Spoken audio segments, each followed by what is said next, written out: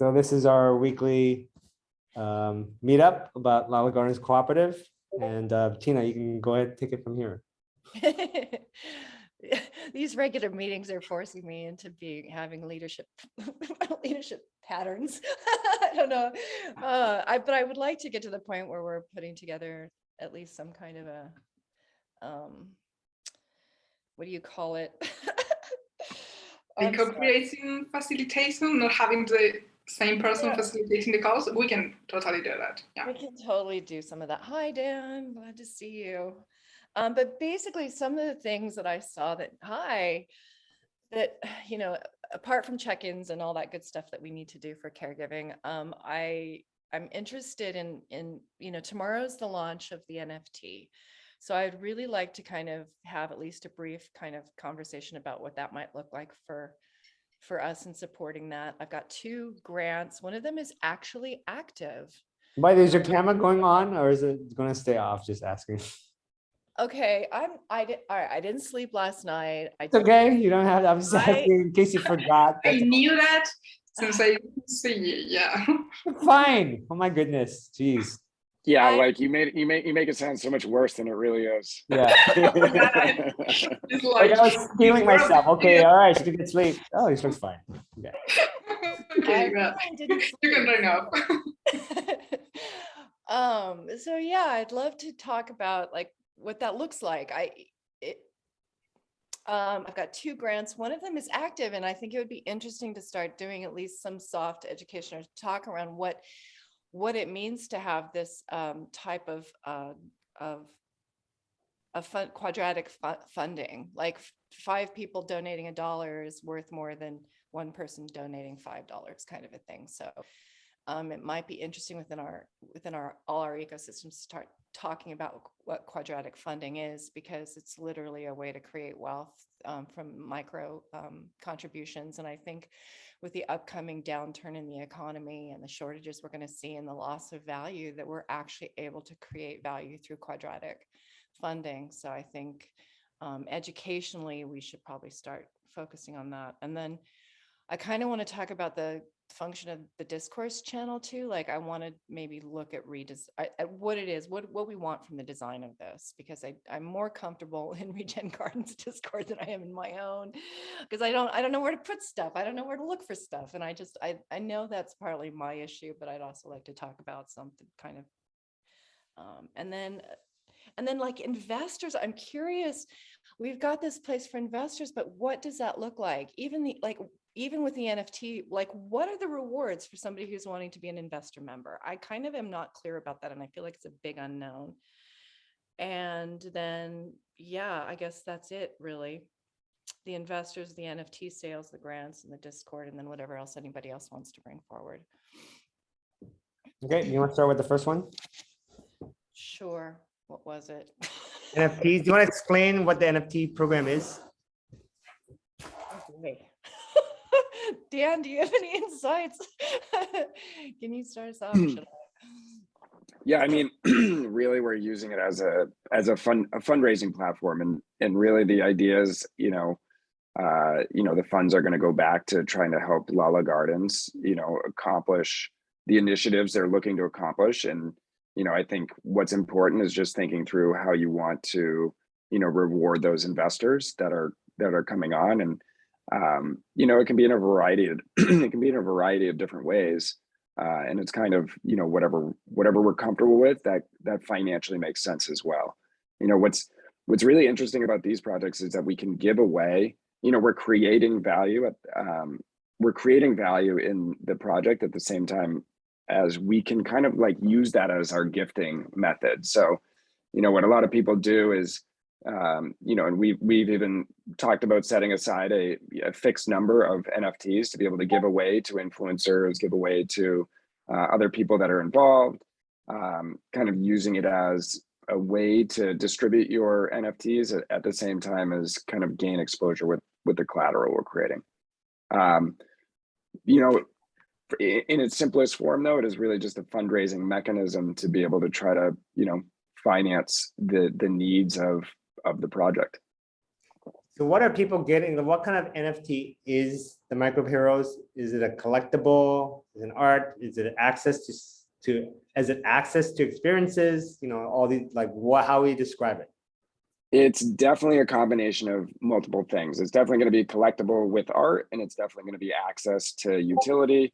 You know, it's not like it's one or the other. You know, it's kind of how do we see it working? And what I try to do with a lot of people that I chat with is, you know, it's kind of really it's really how we want it to look, how we want it to feel, how we want it to, you know, how we want to be able to give back. And you know, it's kind of it's just a process of figuring out what are the facets that fit into the project. And for me, it's, you know, we've got some fun, unique art. I think it's, you know, I think most of the projects that are going to be on this platform, it's a bit more beyond the art, but I do think, you know, it is definitely a collectible. However, you know, I would say the bigger focal point would probably be the utility, you know, what it's going to do for the community, what it's going to build, what it's going to, you know, and the idea is that we're going to have funds that come in from this that we can point towards. You know, Christina already has a way in which she'd like to break them up. It's really kind of telling that story. You know, we're going to fundraise to actually try to accomplish these things. You know, we can even put it into a phased approach as far as, you know, when there's 20% sellout, this happens. When there's 40% sellout, this happens. When there's 60% sold, we do this. When there's 80% sold, we do that. But really, it's kind of, you know, for me, this project is almost more about the, you know, the utility than it is the collectible art. But the collectible art is a part of it as well. So what is an example of a utility that someone will receive?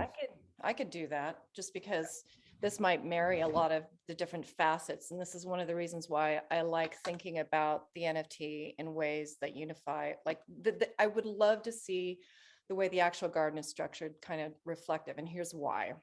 So within the LaLa Gardens ecosystem, we have an artist in residence. I would like to always sort of have an artist in residence. Now that would already satisfy within the NFT space a function of the scribe, a function of I can't remember which one it is, the indigo body type, let's just say. I'm not sure. Yeah, okay, it is indigo.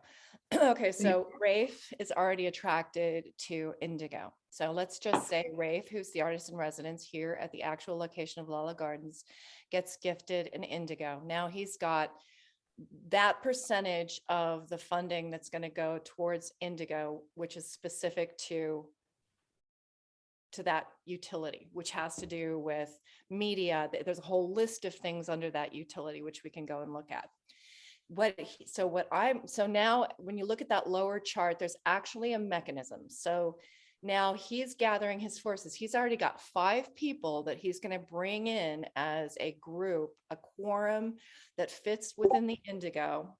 He's already going to start selling indigo NFTs within his community to fund his own project. So what I'm requiring him to do is actually come up with a proposal that then gets kind of like becomes within,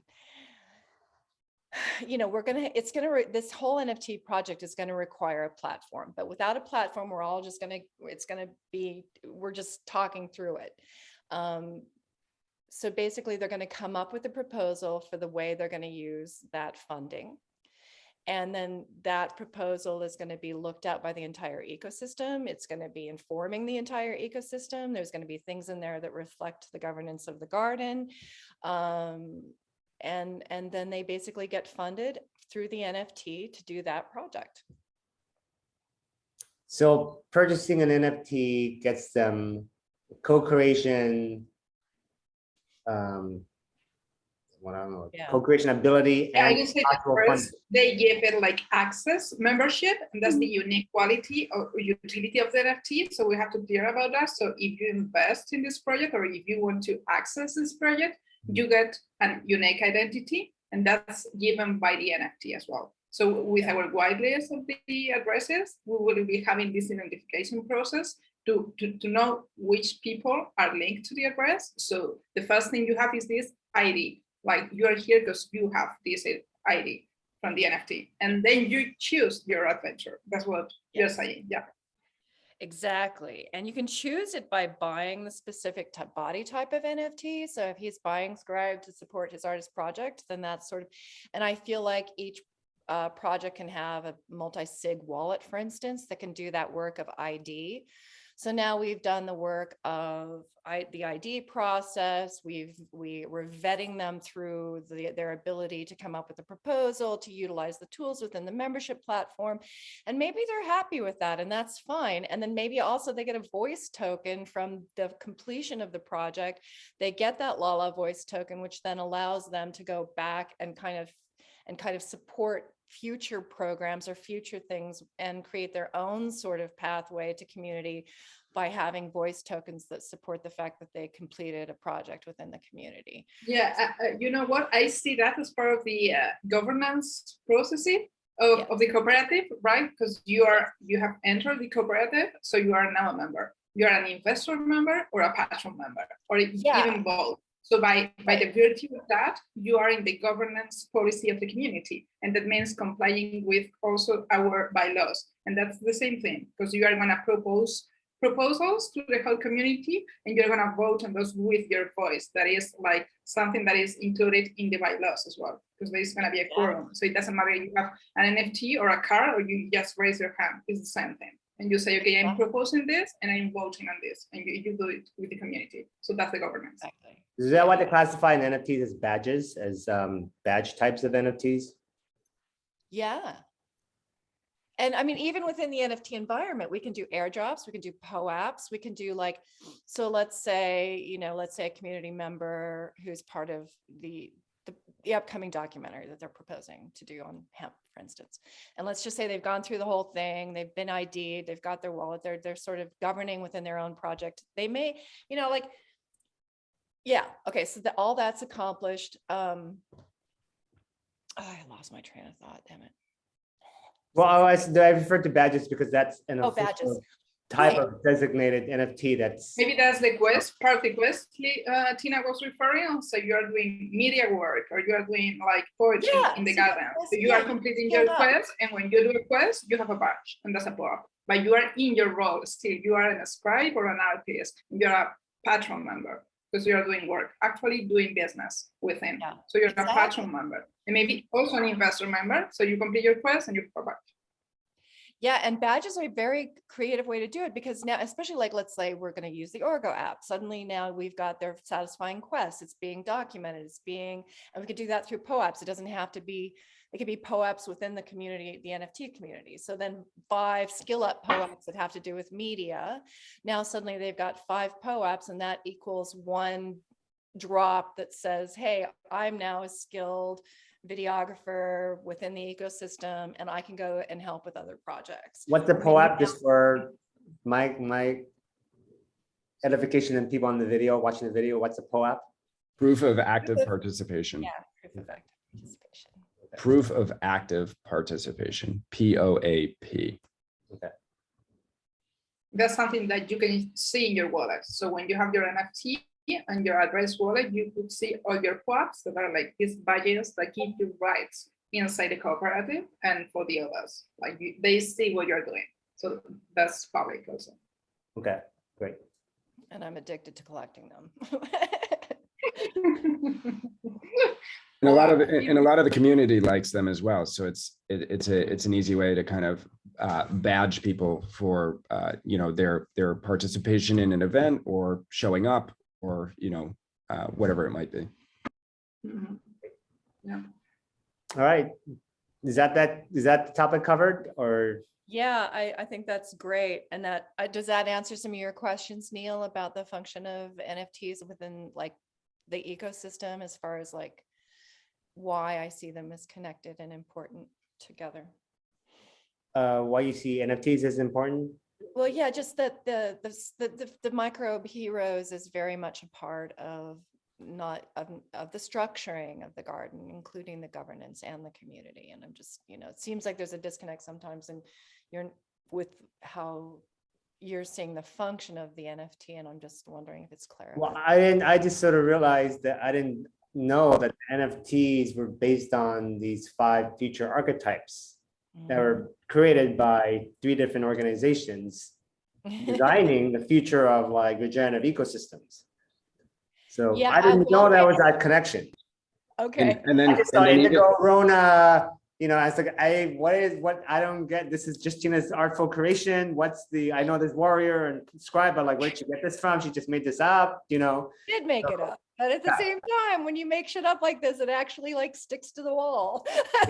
Yeah, but like, and, yeah. and to give a little bit of clarity, just as far as contracts, you know, there's two very specific different contracts. There's an ERC 721 and there's an ERC 1155. And the 721 is essentially unique art for every asset. So it's, you know, if you wanted to have some sort of unique art project, you know, every single asset is different. The 1155 is almost more of a membership focused contract. And basically what that does is you can break that up into stages as well. So let's imagine we have 5 different member levels. The 1155 would essentially, you know, we'd have 5 different member levels, and each one of those levels would have the same art across all of them.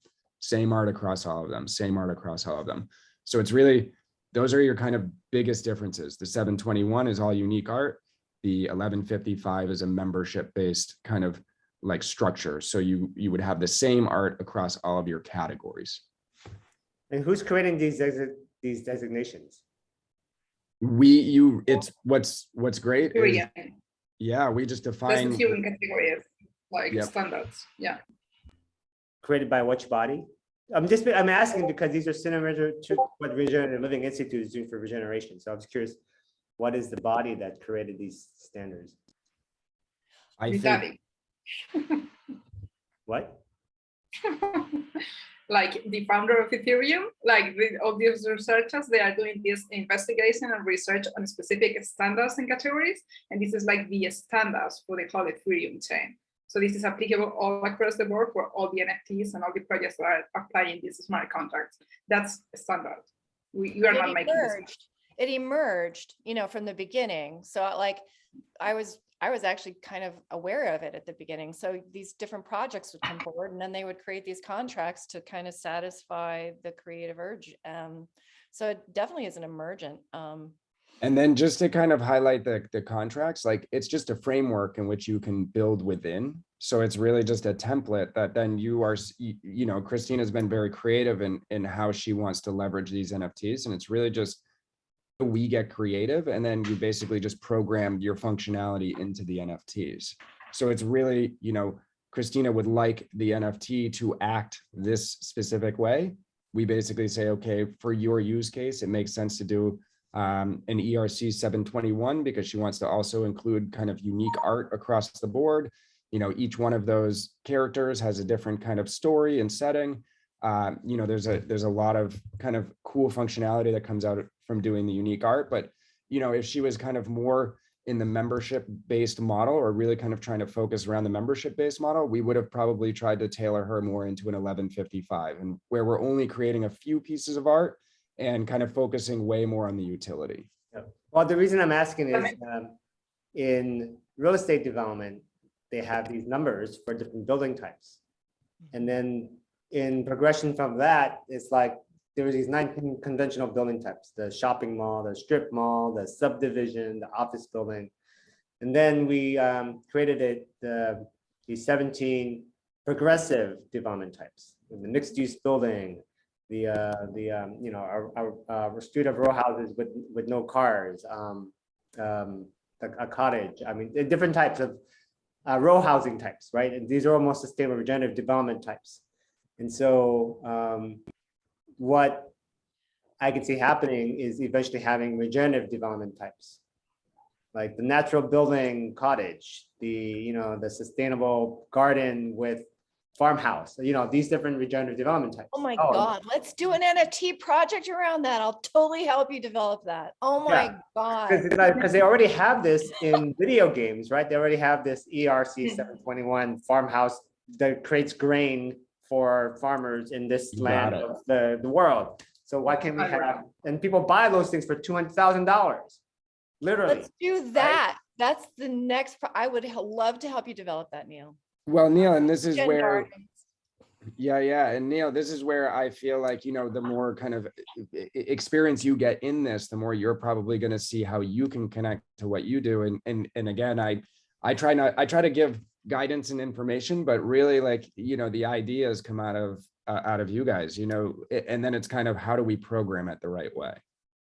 Then that's the beauty of it, like connecting the projects to actual real world value instead of doing at this whole metaverses that are in the digital realm that is like, no, please, I don't want all that. But if we do this like actual projects in the real world with actual utility, that's like, well, that's beautiful. It's a completely different thing. I really like that. I feel like it's where NFTs are evolving to as well. I feel like everyone got really hyper focused on the art, and when you really look at NFTs, it's so beyond the art. It's and it's not meant to kind of put the art down, but like the utility and functionality of what you get with the potential of what you can get with this. Really, the whole community is kind of rallied around it being art and about art, but it's really like, it's so beyond the art. So I want to Yeah, and that was like the initials of this whole NFT, like trying to find the real solution that the blockchain and the NFTs were providing. That was like the smart contracts, like the actual real utility value was this kind of thinking, not doing this metaverse. So it's like coming back maybe to the foundations, right? I'll give you a 15-second tour of this pilot project. Just imagine if this is the LaLa Gardens website and you go to visions. These would be like NFTs you can invest in, experiences, outdoors, potential spaces. Okay, I can and get then- behind that. Yeah. So it's And that kind of could like, actually be highlighting even the particular, like, Rafe's documentary project could actually be something that's in there that then gets informed by the community. So it allows him to have interface with community that way. That's gorgeous. you could add programs or any other category, and people can post their own. And it's kind of like a YouTube, right? So it's like if it's not great, it won't. People upvote these ideas. So if someone posts terrible ideas, it'll get buried, and then people will never see it anyway because these are ranked, right? Most recent. These are code names, but like most recent descending, most recent ascending. So this is a pilot site, but we've used this technology with 10,000 people over 6 different real estate development downtown projects with real governments in New England. So this is just a newer iteration of it. And all those sites have come down since, but like I've got videos documented, but like literally like hundreds of ideas being upvoted by real citizens in real communities. And so it's a matter of time before I could take that. That's what I did before all this work. And it's like I couldn't wait to get to that point again. And now we can actually bring the whole NFT concept into that, where people can start buying into these ideas, plant medicine ceremonies, community gardens, like we buy grain elevators in Farmville. Yeah. Dan, what do you think about that? Are you there? Oh, something just went in front of my screen. We're all here. We all see you.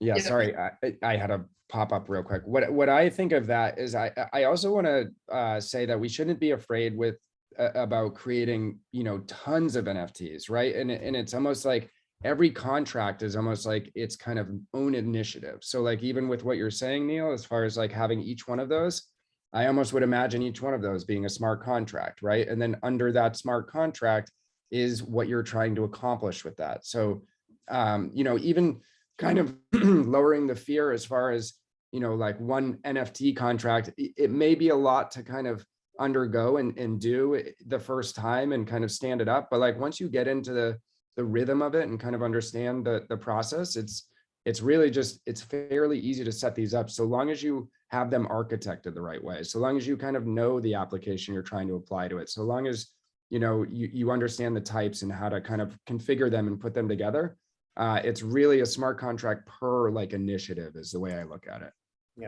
Yeah, and then just imagine if we add another layer to this. If someone goes to a global repository and says, I want to invest in plant medicine spaces that have a 508c1a designation, right? And here are the 6 projects in the world that are doing that because they've tagged their project and put the code, and they're in the database, they're in the blockchain. So then you do a search, and here are the 5 projects around the world, and 3 of them are in active fundraising mode. So that you know exactly where you want to put your money. Nice. Yeah, I totally say yes to that because I see all these smart contracts and utilities in the micro garden, in this micro sphere. As long as we can just connect that to the actual NFT holders that are our members, and we can just monitor how they are voting and just receiving the benefits of being in our project, right? So I see like if we architect that correctly, we can just have this monitoring process, like because we actually need to know who is a member and what are the rights or the stakes they have, right? In this micro universe. So I see all these NFT and smart contracts utilities in the garden, but we still need to track what the actual holders have, because we need that to implement the governance processes and to monitor that in the proposals and in the voting. But yeah, like maybe having these milestones that Dan talked about, like having this first tranche or maybe 3 quorums, and then we can just track that this way. Like 1 is launch, 2 is growth, and 3 is like, yes, explosion. So we just add more members. And you're kind of talking about, and what is it? Is it encryption? Like there's a whole, like, you know, at ETH Denver, there was an entire group just talking about, okay, how do we tag and track, and how do we follow, and how do we, you know, categorize as this thing is building, right? So I liked your idea of using the contracts to kind of narrow in on specific projects, but then maybe a further categorization that kind of like tags. And so we're able to filter and focus in on like, okay, now we're looking specifically at, you know, LaLa Gardens or regenerative living, or what other projects that we're supporting. Anyway, just throwing that in there as a something someone to. Yeah, I see that maybe as like functions within the garden, because there can be circles that do not need like a whole governance process and voting for the whole community, but they can have their own community governance, right? Because there's not like a specific policy that needs to be voted on by all members, and they can just contribute and work in their proposals. And it's like if they agree, so it's fine. We don't need all members to vote on that, as long as we comply with the general bylaws. So it's like getting back the benefits or the interest of the whole cooperative to the members. So yeah. I like that you brought that up too, because that was the other thing I saw as the reason why I liked sort of building this basic structure of 5 archetypes, because then even within proposals, let's say Rafe, you know, he has his own community. They're going to come up with their own artistic governance quality, but as long as they're adhering to somewhat of the interesting fractal structure, and that there's sort of a tie-in with regenerative through these principle-based agreements, I feel like we'll get a lot more creativity on the you know, through the communities. We don't have to govern and we don't have to police them. It's like we're setting them up for success. We're setting them up with the right kind of crystalline structure that then they can build their bodies on, if that makes sense. That might be too abstract, but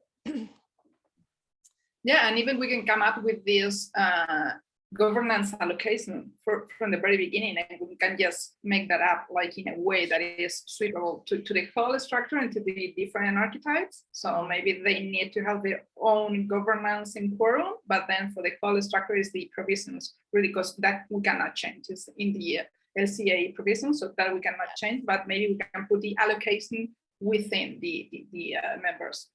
I love it. Great, I'm glad we're recording this. I know, Neil. Just don't get frustrated with me. Anytime you have a question, just ask me. I'll try. I'll bring Letty. I was gonna say, I feel like Neil's definitely grasping it though. I feel like I know today was yeah. And like, listen, like things take time to click. Like in this stuff, you know, it is like it's a little bit complicated, you know, but it really kind of, it starts to simplify when you kind of really start to wrap your head around it. And you know, the simplest form I like to kind of compare is like an NFT is like a receipt for buying something, and that receipt stays with the item and gets updated every time there's a change of hands. Well, as a pattern weaver, my role is to really understand it fundamentally, so then I can explain it to other people in their language. So if I only half understand it, there's no way I'm going to translate it, because then the telephone game is going to get them a message with 20%. So this is why I'm like a little hard on like understanding it, because I really got to fully understand it if I'm going to translate it.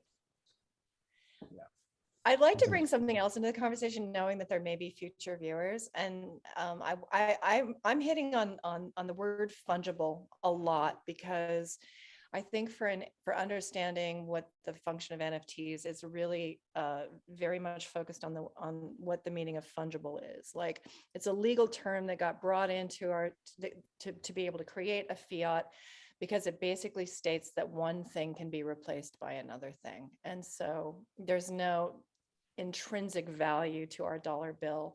My dollar bill is the same as your dollar bill. That means any value that we assign to the exchange of that dollar bill has to be extrinsically described, which means that way an advertiser can come in and manipulate us, tell us what the value is, to convince us that we need to pay with our dollars.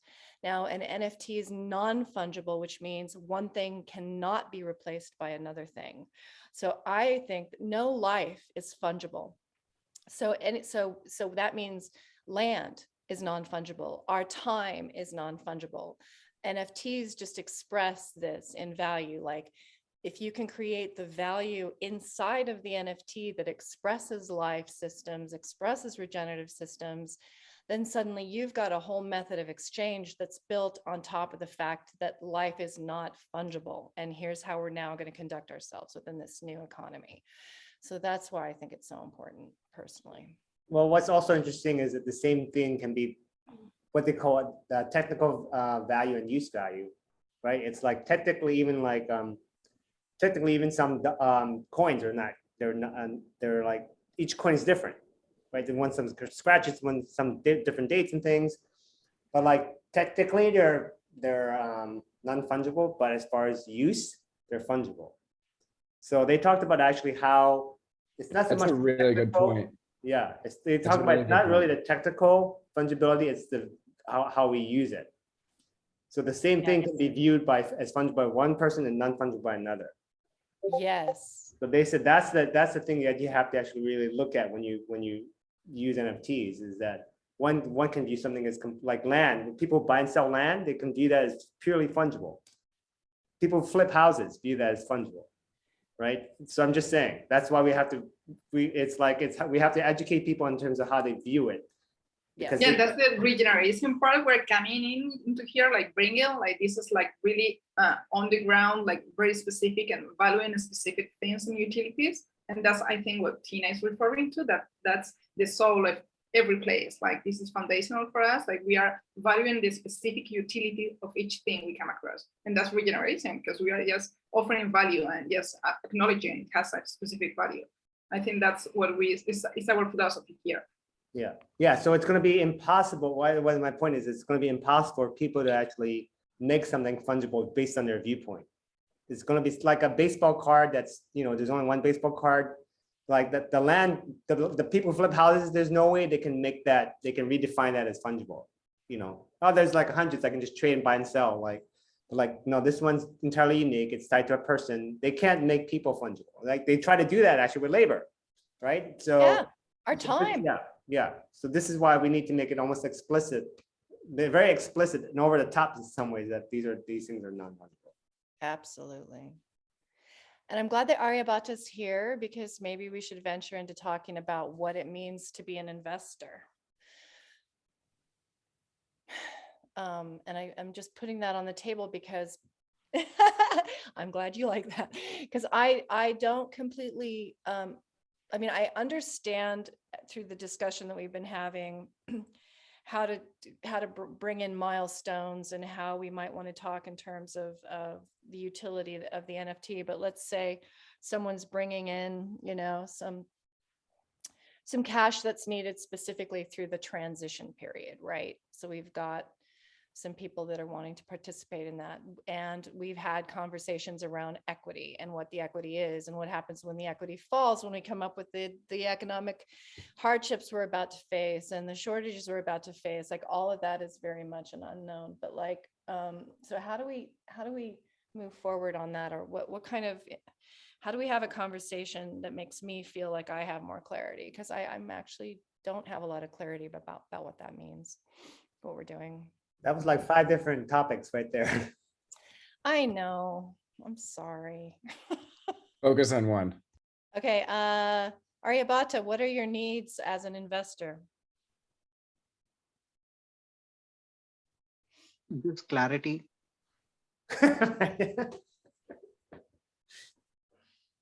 What would help you achieve clarity?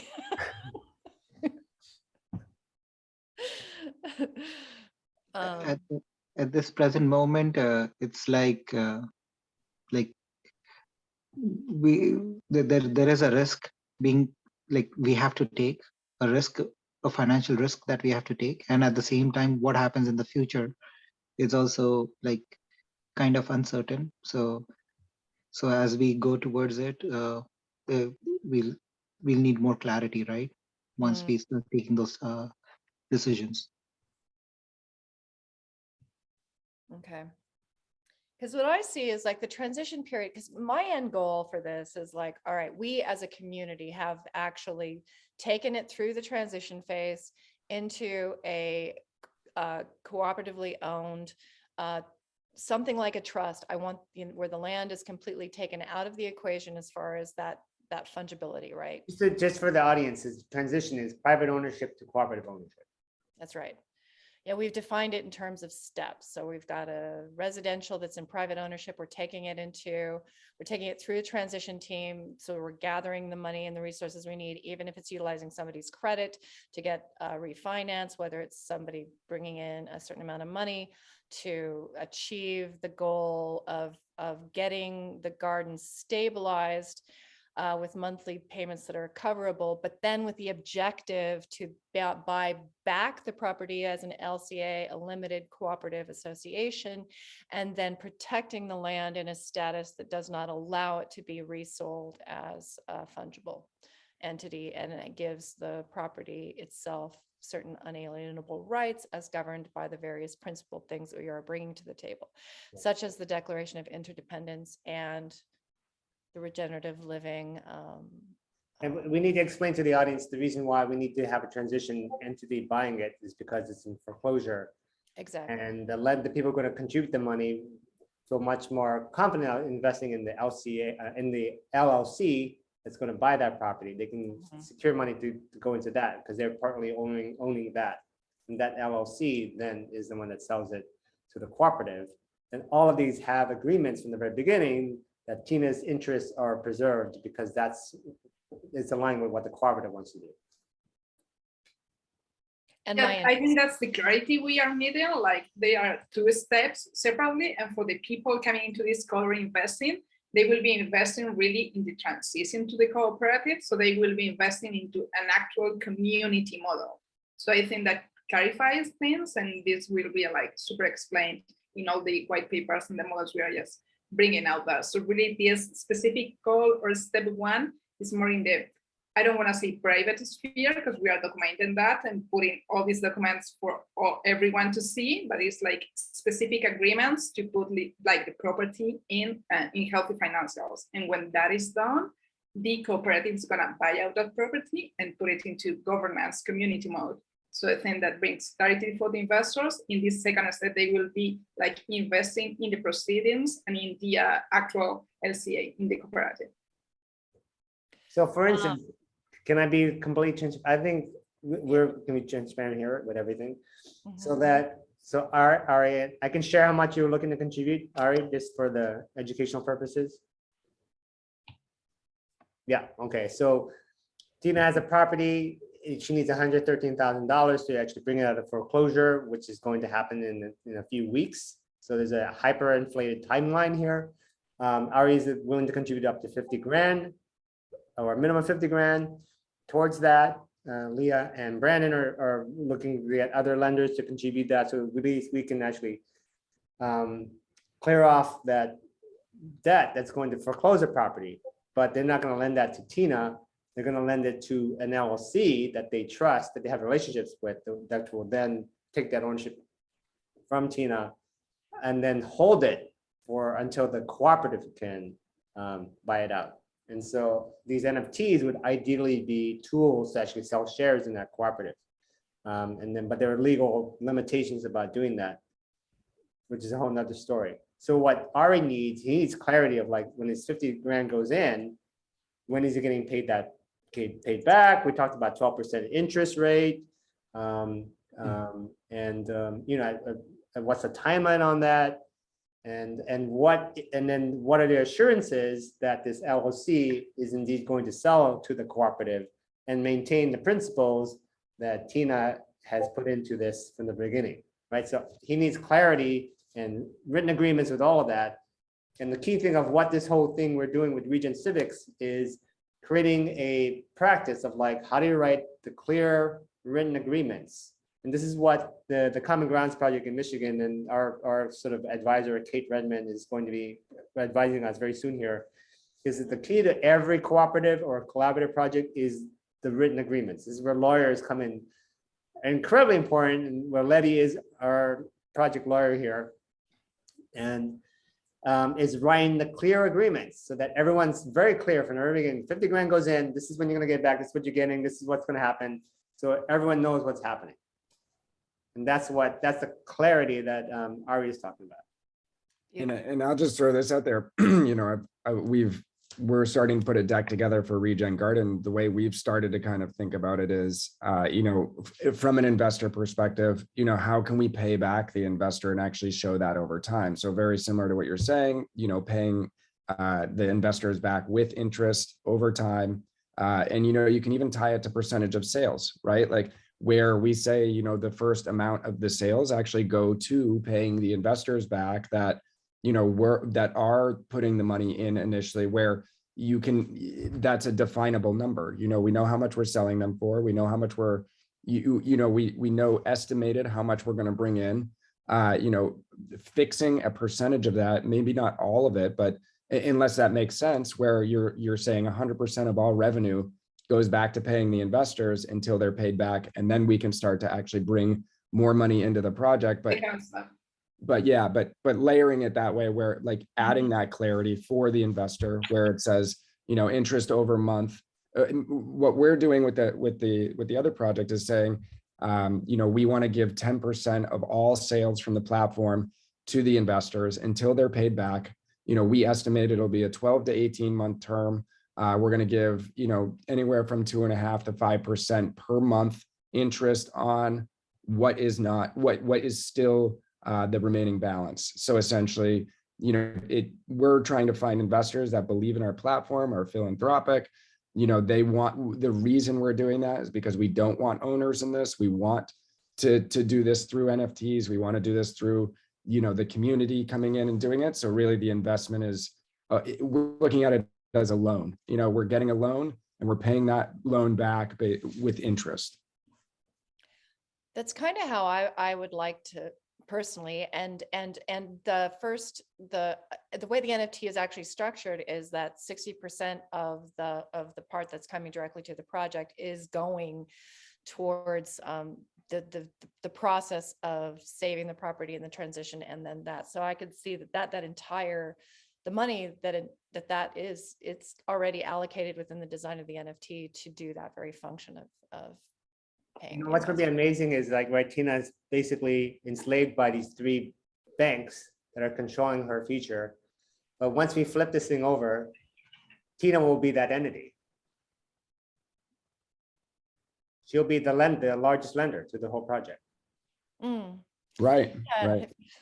And if we look at the equity that way, and also, I'm open to sort of managing that equity in a community way. So if we can identify what that is and have conversations about how that's managed, I think that could be a very interesting way to bring in another level of what is it like to be cooperative with, and recognizing that the value is indeed intrinsic, and how do we bring that intrinsic value forward and show it?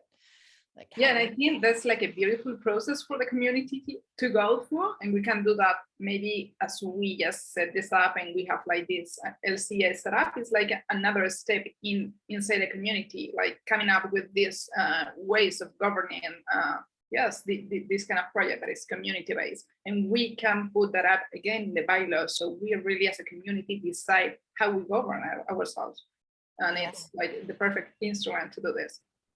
Yeah, it's gorgeous. We can even use it as a pool to support the voice, whatever tokenization we want. I mean, it's inherently in the Yes. property already, so it's not something out that's extrinsic to the property. So we can, it's already sort of got this inherent pool of liquidity that can be used to do all kinds of fun things. And using the processes like are established in this foundational document that is the provisions of the LCA. We don't need like to go to a difficult community process. We just establish those from the beginning. It's like voting in a simple quorum. Do we want to do this? This is the quorum from the people that are involved in it from the beginning.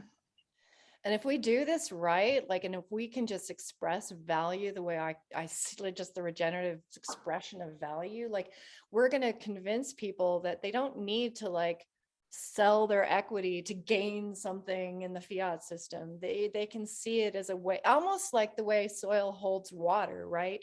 The equity that they're holding in their properties is actually the thing that creates the regenerative processes that allows for more rain, for more clouds, for more, you know, diversity in the ecosystem. Like, I just think it'll change the way we look at the way we hold equity. And I'm excited about that.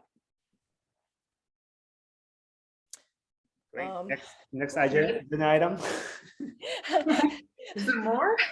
I think Well, the Discord, right? You talk about the Discord. Oh, the Discord. the And goal. actually, Oh no, the Discord. yeah, Dan, I just love the way he organized. I don't know why, it just fit my brain so well. So I would love it if you could let me know if you have ideas about.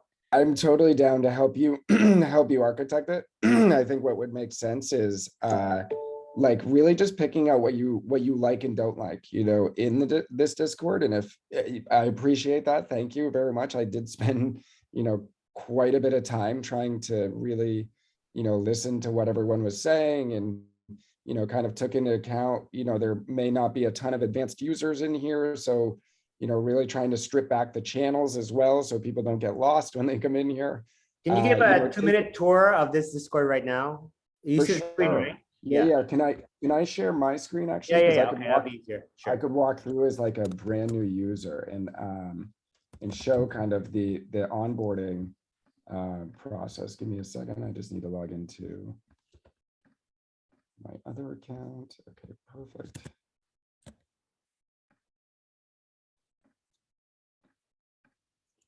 Let me know when you guys can see my screen. Yep. Yes. Okay, let's go into, actually, I'm going to disable everything real quick.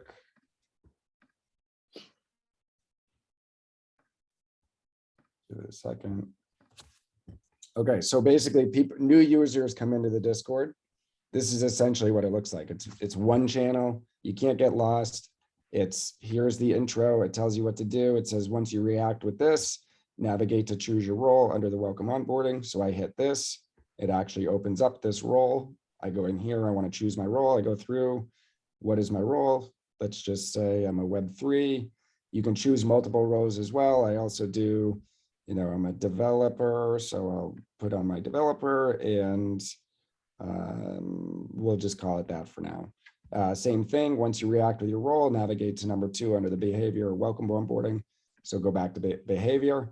This basically lays out all the rules and we can modify these as needed, but and again, navigate, react with the emoji and then navigate to the rest of it. What this does is this opens up the base, you know, really kind of the core of the Discord. And the idea is that people can go in and now we're only really referencing 2 channels. One is open up as many channels as you want in the navigation, or go to general, which is basically a general chat communication. Here's the lounge and events.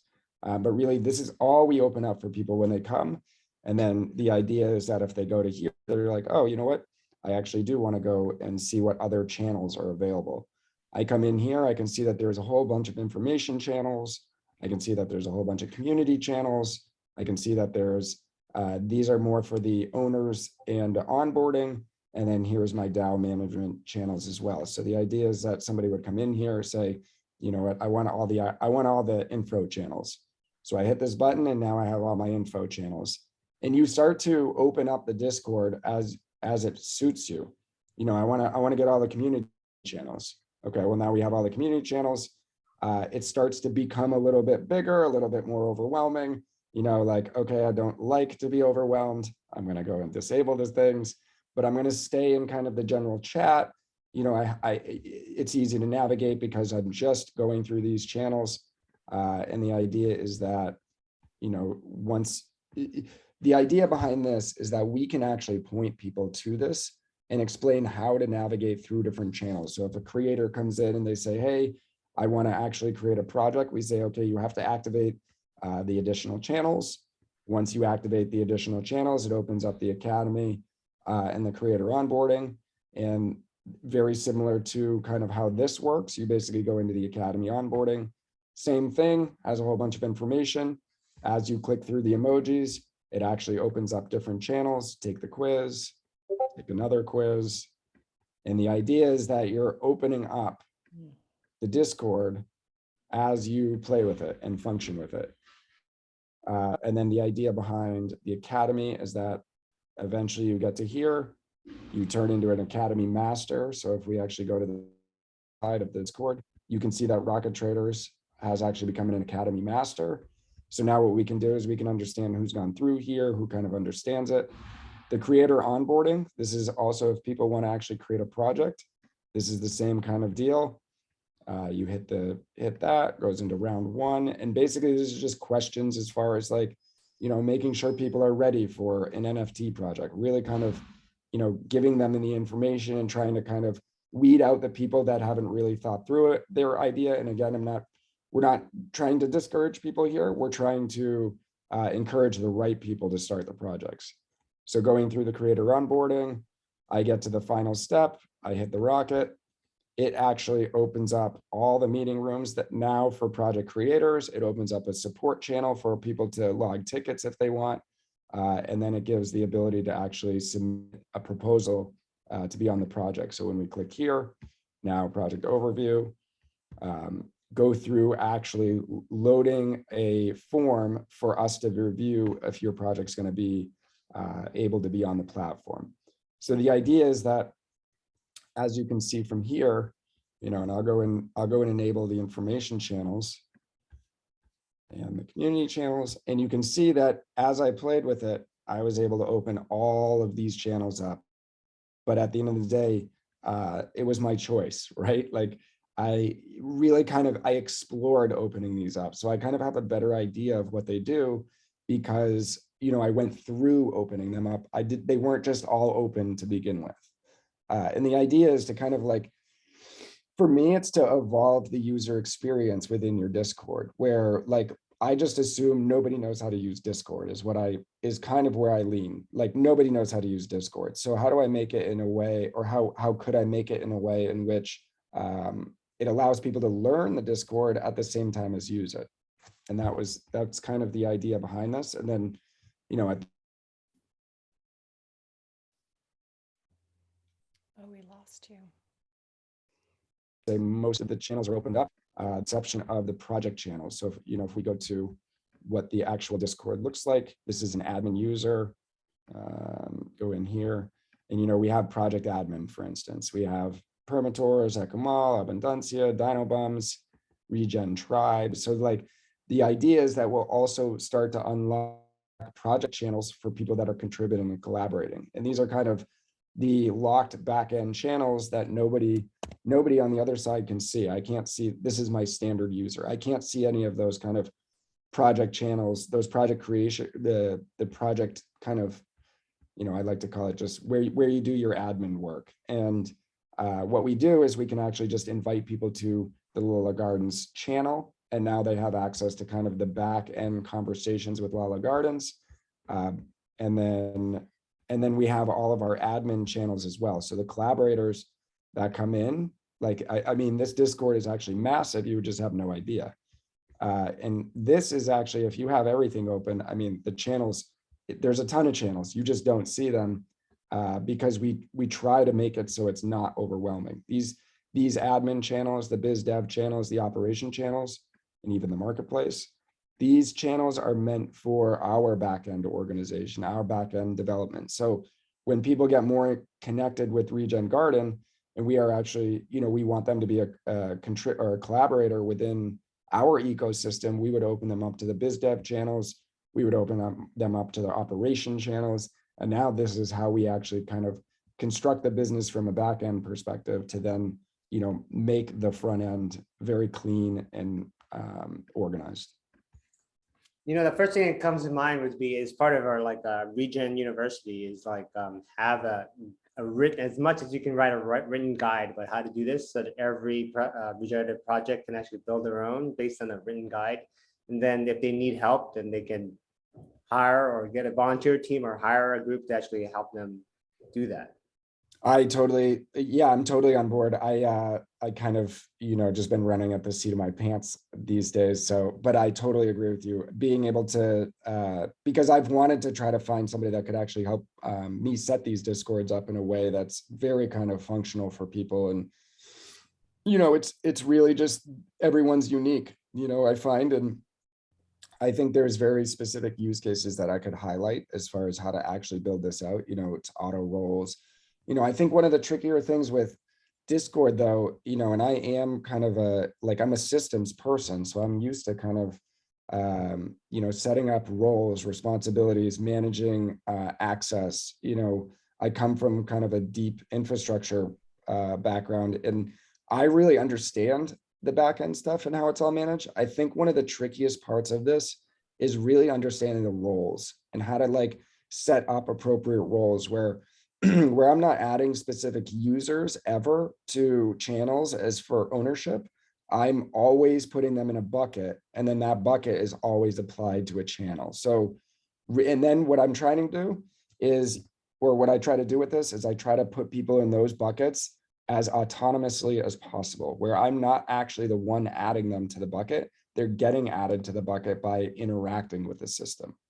And really kind of the architecture of that is the trickiest to, in my opinion, the architecture is the trickiest to kind of grasp from somebody coming in here and wanting to do this, because you need to understand roles and responsibilities. You need to understand how to actually apply those roles and responsibilities to your channels. And then you need to understand how to actually apply the permissions the right way so that certain channels are open to other people and not open to everyone. Well, see, now there's courses in self-organization. Now you take the self-organization course, and then you have a basic Discord course, and then you have maybe an integration of how do you combine the self-organization with the Discord basics, right? These are the things that we need. This is the level of complexity we do need 100% to build these ecosystems. Yep. Yeah. Yep.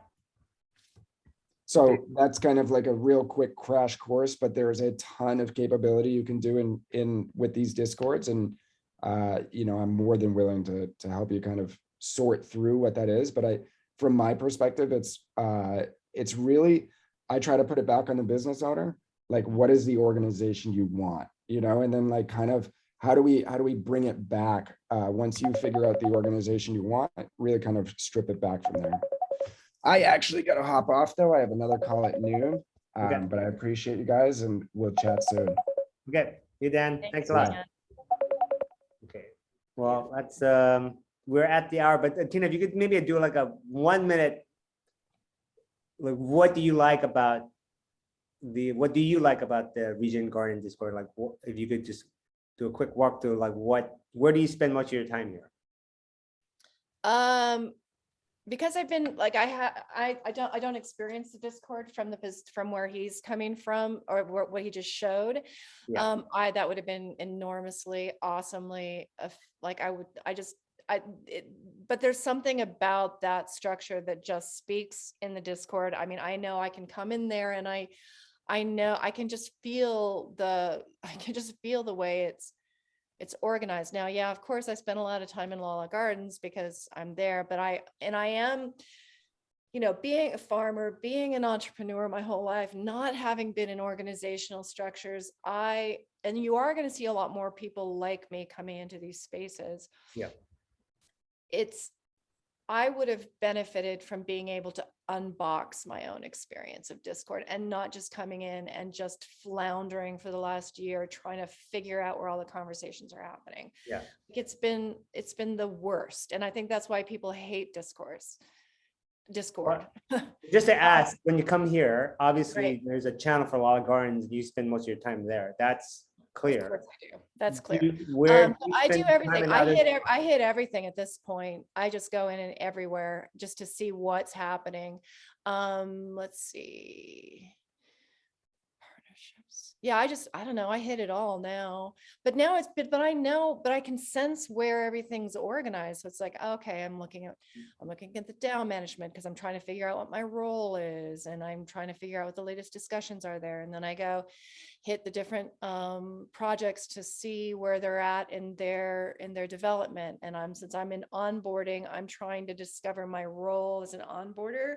So I'm trying to keep in touch with all the different projects to kind of get a sense of what it was. But I didn't know that he actually had a form for onboarding. So now I know. I'm going to go look for that form so that I can maybe help be more effective as an onboarder also. And I think this kind of translates to the LaLa Gardens Discord. And also I think for you is like a lot of what I want to offer is educational or leading into roles or functions even so I'd like to identify who's coming into the Discord, what their needs are, and then some of the things that I think need to be offered are specific onboarding mechanisms and specific like skill ups, like what he had there as far as the NFT 101. You go in, you do the training, you know, for me, it would be like the natural farming. You go in, you watch this video, you do this thing, you upload a video, you go to the next step. And then suddenly at the end of the line, you've got a POAP from the Discord engagement. Yeah. And Yeah, then, no, I totally see that. That's something I haven't seen in Discord before, used as an educational tool.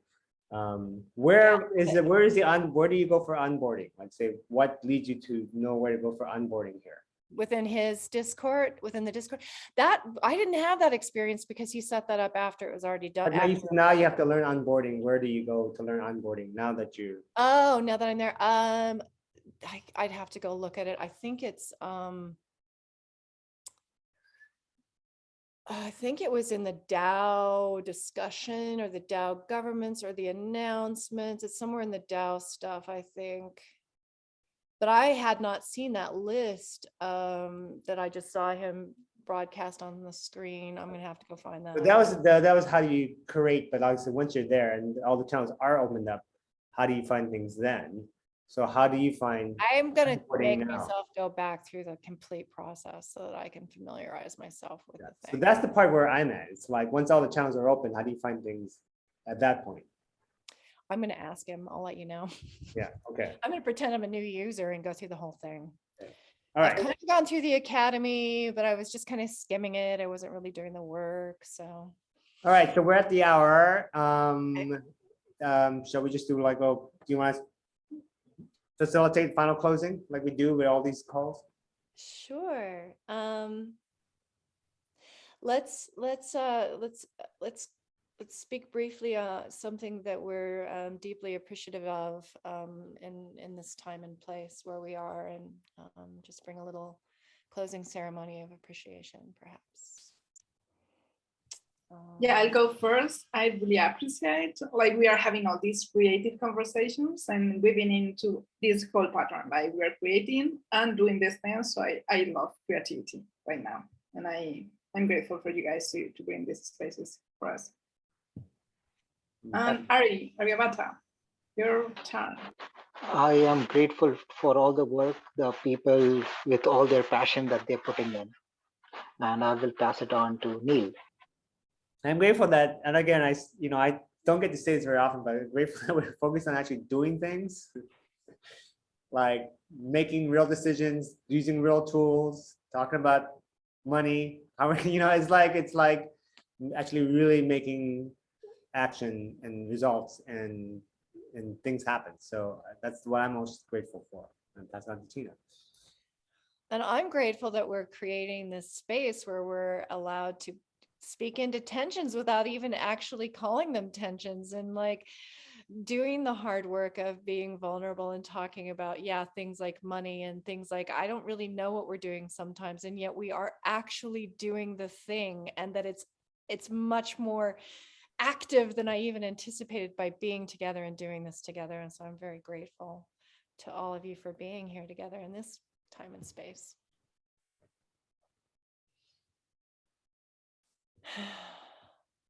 Have a great day, you guys. So thank you and see you on the next one. All right. Bye.